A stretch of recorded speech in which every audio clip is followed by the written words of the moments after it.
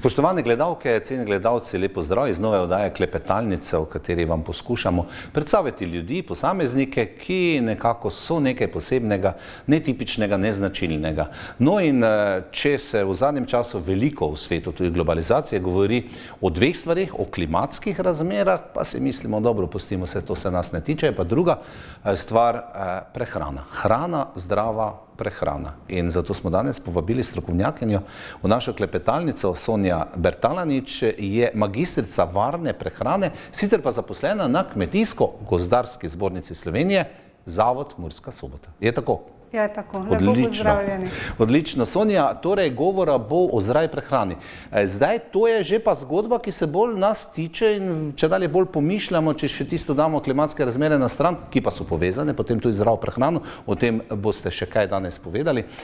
Pa vendar je tu že se stvari precej ozaveščajo, ljudje vse bolj prebirajo literaturo. Vi ste izdali knjigo Post in celostna hrana človeka, kjer je opisano vse po poglavjih, kako do zdrave prehrane, kako se prehranjevati. Namreč ste zagovornica tega, da bolezni vse ostalo se da vse rešiti s prehrano in pomembno sporočilo, da so pravzaprav v našem telesu stvari, ki reagirajo sama na sebe, oziroma človek je nekaj od tega še imamo od živali, se hitro sam lahko ozdravi, seveda s tem, kar bo danes govora. Torej, zdrava prehrana, post in vse ostalo.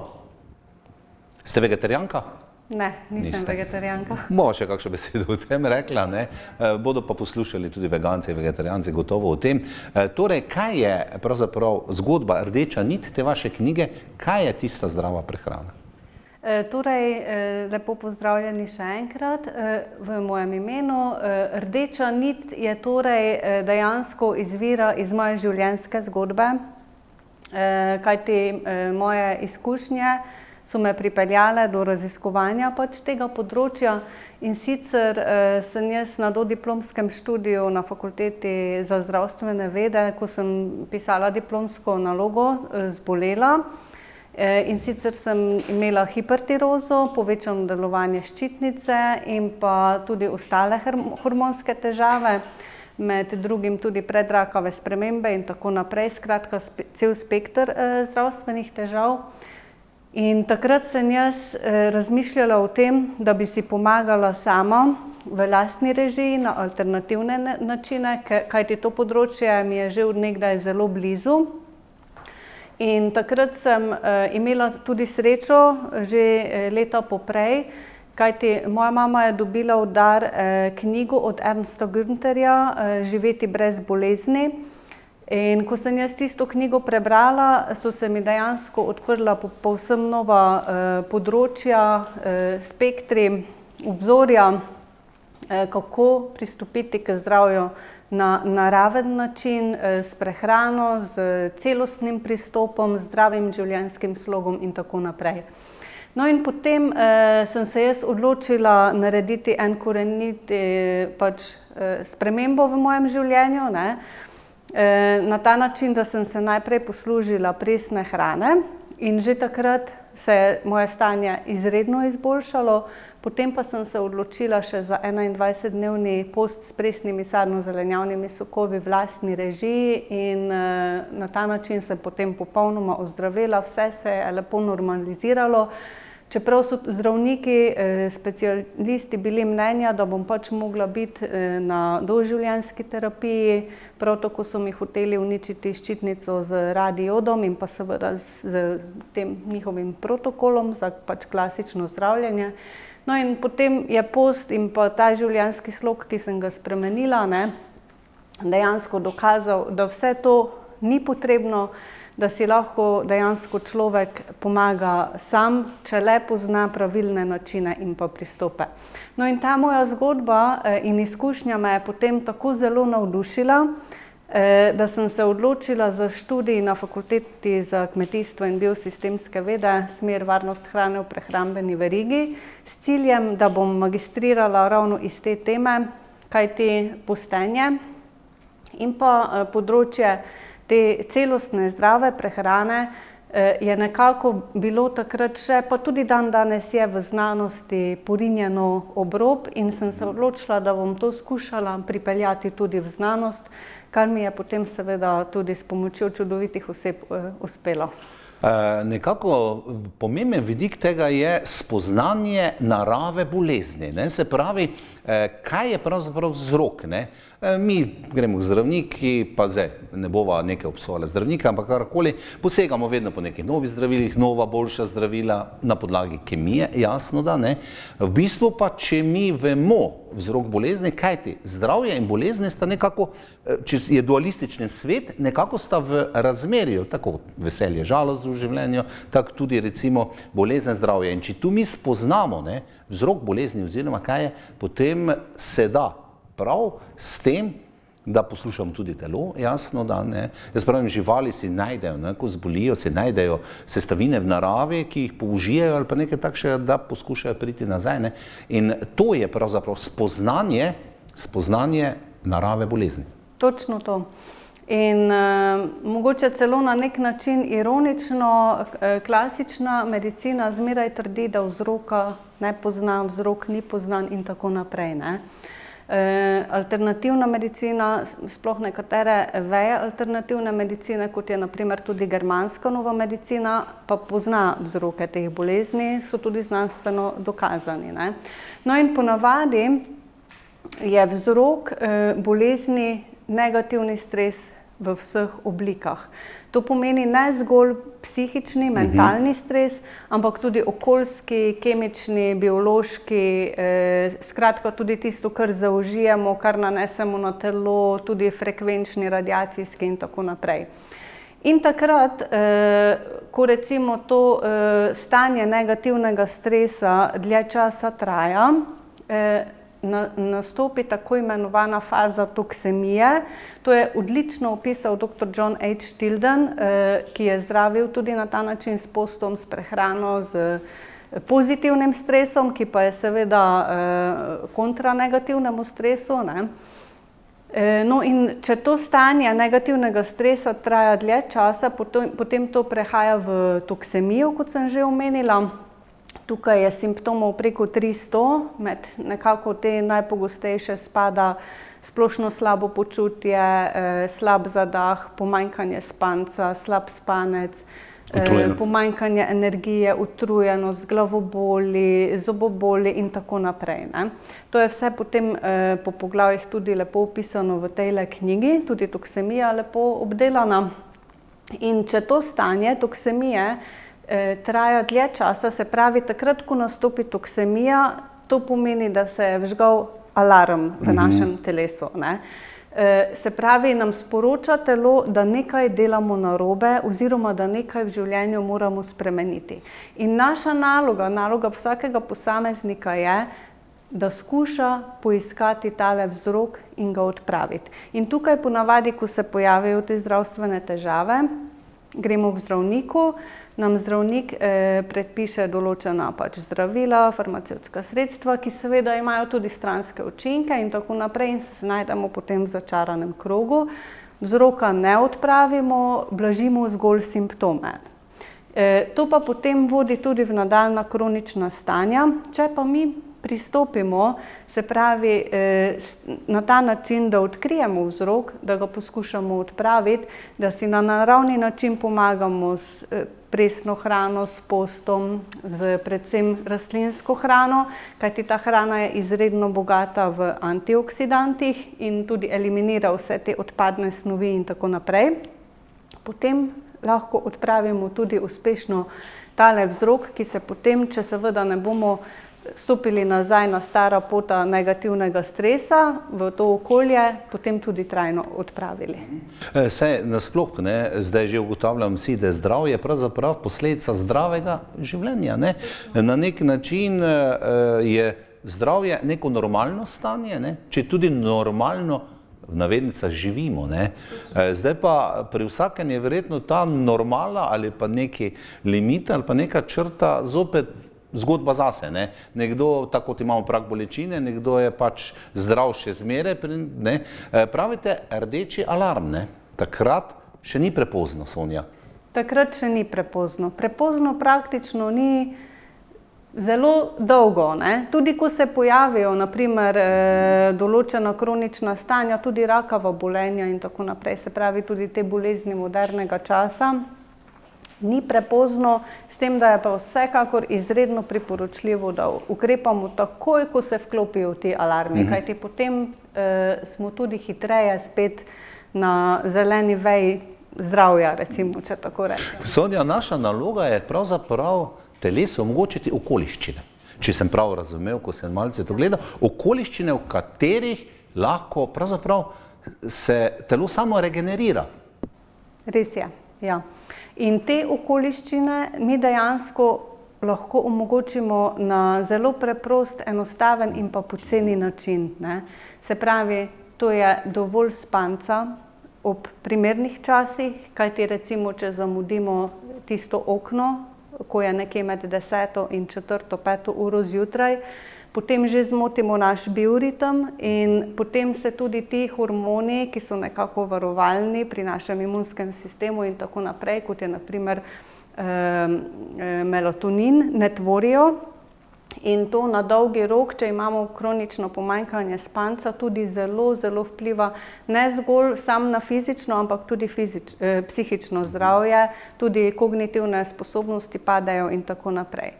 Potem je seveda dovolj gibanja na svežem zraku, soncu, čim manj ukvarjanja z, se pravi, stvarmi, ki sevajo tudi, ne, kot pač danes se je temu zelo težko izogniti, ampak moramo potem toliko uskladiti, da se gibamo toliko več v naravi, v gozdu, kajti to izničuje tudi ta sevanja škodljiva. Ali pa vsaj po noči, da nismo nekje pri tem, ne, da nimamo v spalnicah neke reči takšne. To verjetno treba omeniti. Ja. To je tudi mogoče kot zanimivost, če v spalnici oziroma po noči prižgemo zgolj za par sekundic kakšno lučko, že to zmoti naš bioritem do te mere, da se več nazaj v normalno stanje tisto noč ne more pač povrniti, ne? In to tudi potem vpliva. Tako da je boljše spati v čisti temi, ni potrebno dodatno zatemnjevati pač sobe, če živimo nekje, kjer ni umetnih luči in tako naprej.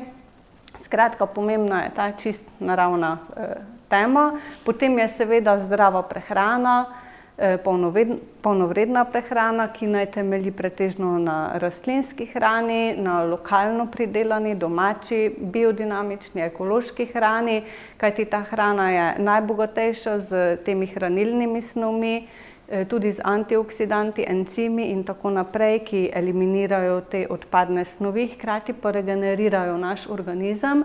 In tukaj bi mogoče kot zanimivost omenila biodinamični način pridelave hrane, ki velja dejansko nekako za krono zdrave prehrane, najboljše hrane, kar jo lahko pridelamo, kajti ta hrana ni zgolj samo nutritivno bogata v fizičnem, fiziološkem smislu, ampak seveda tudi energetsko izredno bogata, kar so dokazali tudi na določenih poskusih s kumaro pri nas.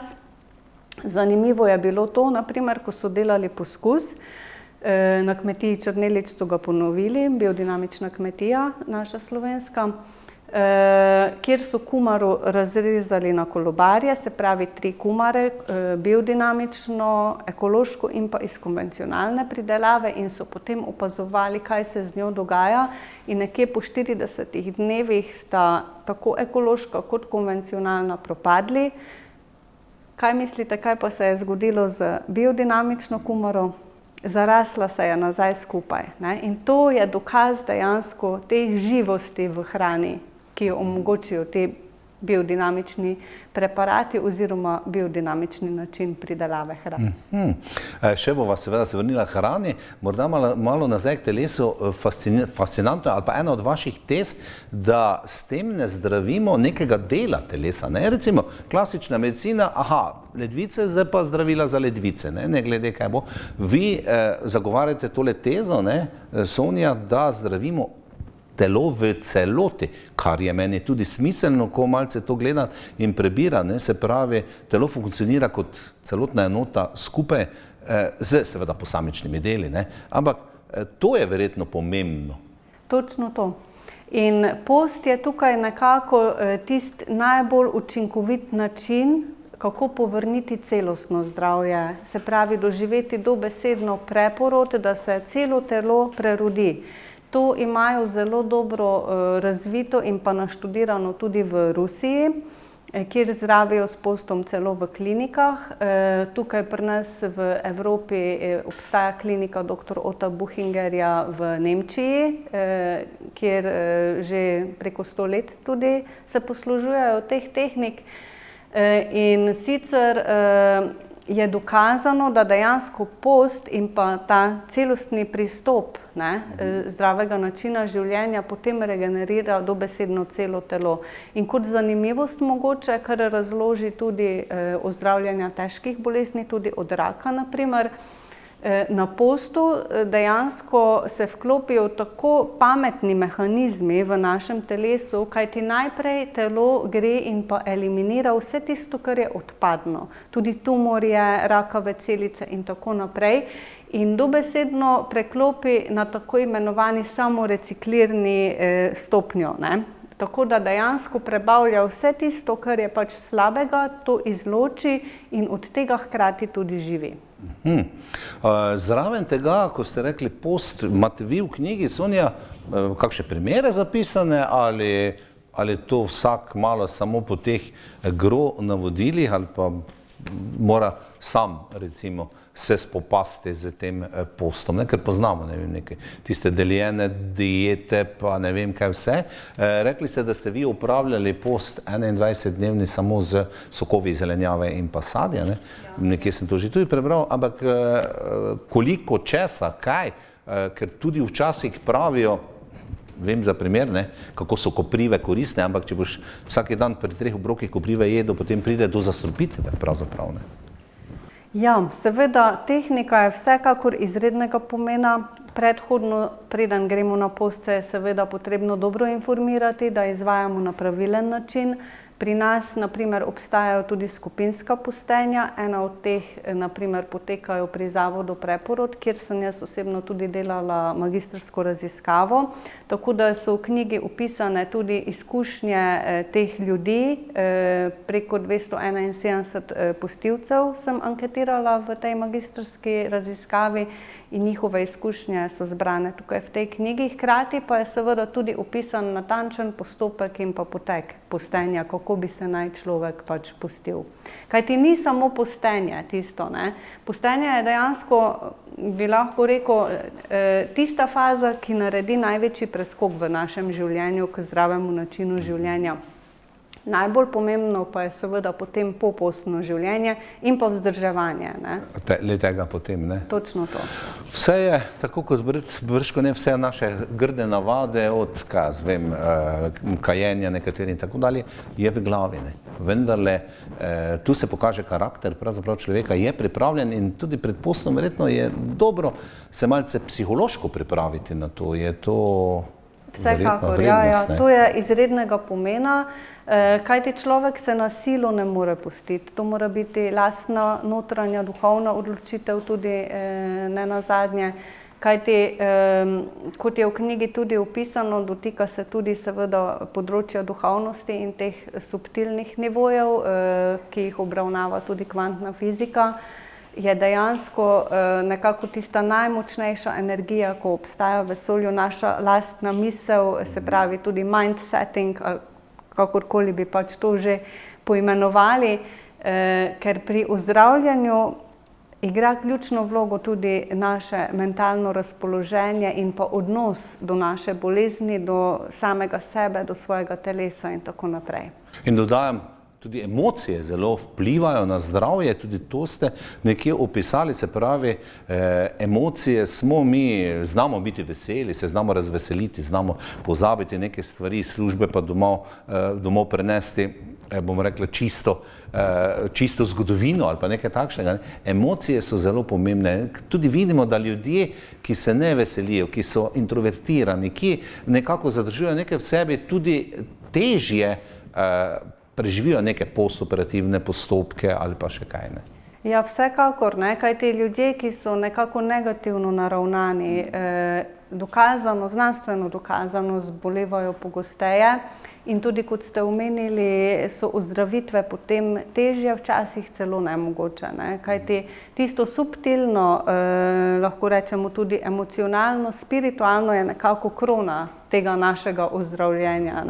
Kajti mi si moramo pomagati, še enkrat poudarjam, na celostni način, s celostnim pristopom in to ni zgolj fizično. Ni zgolj fizične narave.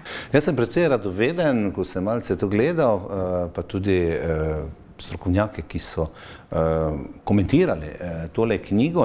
Kaj je tridelnost pri rastlinah in človeku? To bi želel, da mi pojasnite, verjetno bo tudi za naše gledalke in gledalce tale stvar potem bolj razumljiva. Vsekakor.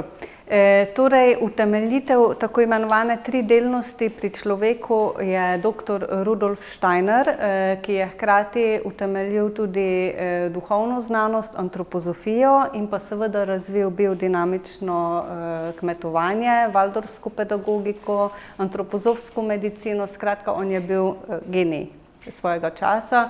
In ti njegovi sadovi so obrodili komaj šele sedaj v tem času, skratka je to še vse v tistih začetnih razvojnih fazah, kjer te metode tudi razvijamo.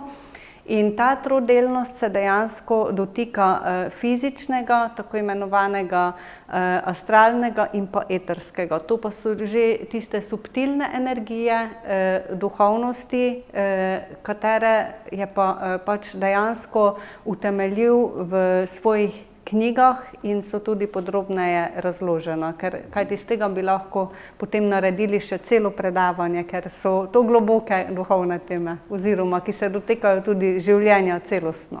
Rekla bova tudi še kakšno besedo o pridelovanju teh bio, kot rečete vi, živil in pa predvsem,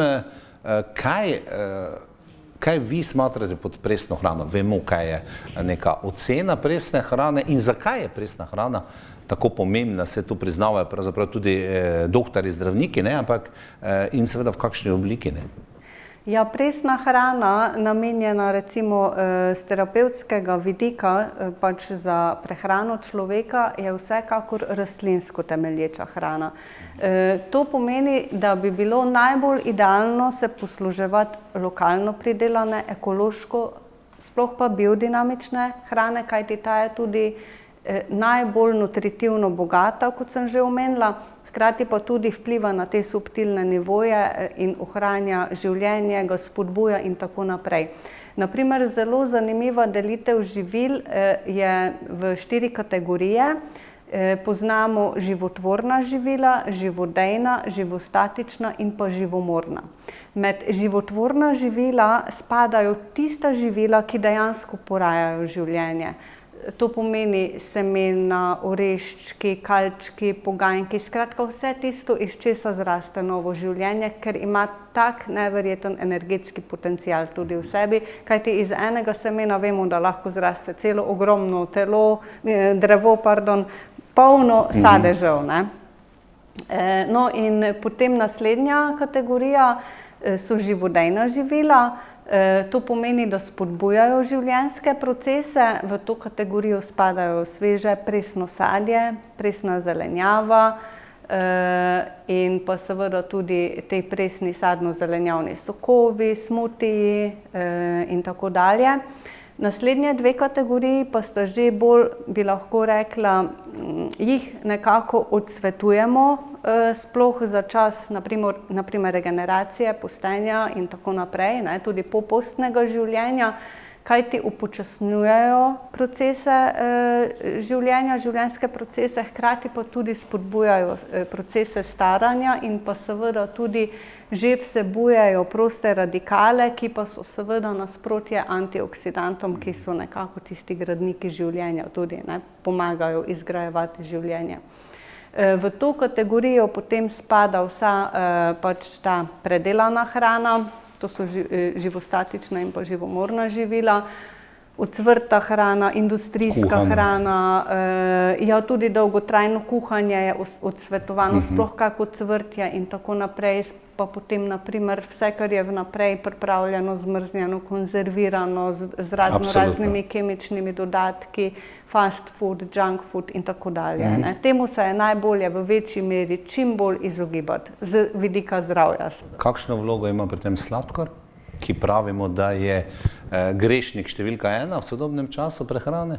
Ja, res je. Sladkor dejansko spodbuja vnetne procese v telesu, tako da sploh beli, rafiniran sladkor, rafinirana moka, rafinirane maščobe in tako naprej, vse to dejansko so ubijalci življenja. Tako da, če že se nam zalušta karkoli sladkega, imamo odlične nadomestke in ti so lahko sadnega izvora, naprimer kako sveže ali pa tudi posušeno sadje, ki je seveda predhodno namočeno čez noč, potem naprimer kakšne datljeve paste, med, presni, nesegreti, to je super živilo. Tudi stevia, ampak mora biti v čim bolj naravni obliki, ne predelano. Točno tako, ja. Ne tisti prah beli, ko je že... Ne, zvrtan, ne. Ja. Sonja, če si doma napravim solato, olje, kis in sol, še vedno to presno? To je še zmeraj presno, ampak važne so sestavine. Zdaj, kakšen kis uporabljate, kakšno sol uporabljate, kakšno olje uporabljate, kakšne sestavine date v solato, tukaj pa potem je že cela znanost v ozadju. Nekateri pravijo, da presne hrane, predvsem sadja, pravijo, da jih napenja, da imajo težave z želodcem, črevesjem. Kaj tu svetovati, da se tega izogne ali izogibati določenega sadja, ki res morda malo bolj napenja kot druga ali pa kaj drugega? Tukaj moramo potem spet pogledati iz celostnega zornega kota, kajti to je nekako že pokazatelj, da v telesu vlada toksemija. In to toksemijo je potrebno odpraviti. To je najlažje potem storiti s kakšnim postom, pač poljubno dolgim, se prej informirati in potem, kajti po postu ljudje z vsemi možnimi predhodnimi diagnozami ne poročajo o nobenem napenjanju, nobenega sadja ali zelenjave ali česarkoli, ker vzrok je nekje drugje, ni v sadju. Sonja, ko se sedaj zopet vračamo malce na post, vi ste to počeli z sokovi, naravnimi in stisnjenimi doma zelenjav.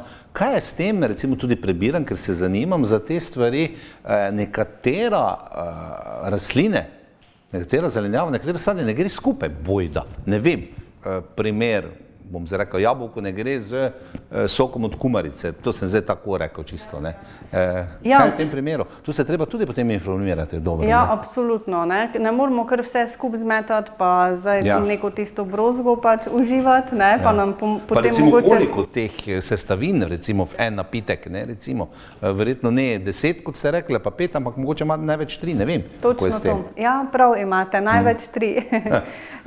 In to pomeni, 2 dela zelenjave, en del sadja je idealno.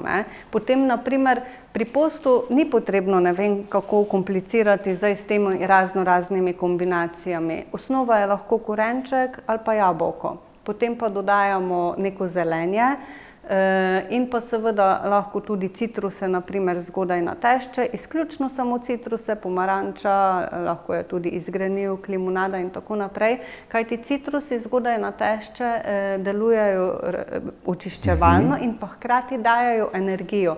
V teh presnih krogih velja, da je naprimer pomarančni sok ali pa limonada tako imenovani nadomestek kave oziroma niti ne bi rekla nadomestek kave, kajti ta dejansko poživi po kavi, pa potem vemo, da vedno postanemo utrujeni in rabimo spet eno dozo. To se pri presni hrani ne more zgoditi, ker nam da dejansko ogromno energije. No, treba se pozanimati, kaj pravzaprav gre. Zeleno, absolutno, prav že to iz magnezija in teh stvari. Ja, super razlaga. Zdaj, za naše gledalke in gledalce, knjiga, ki takole izgleda, malce mistično, to je malo, bi rekla, tudi poseg. Kje se da tale vaša knjiga kupiti? Kje se da dobiti? Ker jaz bi jo našim gledalkam in gledalcem toplo priporočal. Ja, na voljo je v knjigarnah, tudi v knjižnicah, tudi online preko Misterijev se jo da dobiti, tako da. Samozaložba? Samozaložba pa žal ne deluje več. Koliko naklade ste dali te knjige? Izdali, knjigo smo dejansko tiskali večkrat v različnih nakladah oziroma po potrebi, potem pa so to tudi prevzeli Misteriji. Nimam nekega točnega pregleda, koliko je že bilo prodanih pa izdanih. No, avtorica pa bi morala vedeti nekaj takega. Meni je bolj važno, da to sporočilo pride med ljudi. Ja, tudi s tem namenom je bila napisana. Krasno. Sonja, ne nazadnje, pravšnji čas za to, namreč poletje, ne? Bliža se, ko je hrana še morda bolj pomembna, ne? Zdaj ne vem, vi pri tem zagovarjate, da je hrana takšna, kot je skozi vse leto, ali bolj zagovarjate sezonsko prehrano in ne nazadnje po zimi ljudje malce drugače jemo, rabimo več energije kot poleti, ko je vroče, ko ne vem, kaj svetovati pravzaprav sedaj v poletnih časih glede hrane, ne nazadnje tudi napitkov, ne vemo, da alkohol ni v teh vročih časih primeren za kaj takšnega, kakšen mlačen čaj, bistveno bolj, da ne govorimo o kakšnih sokovih.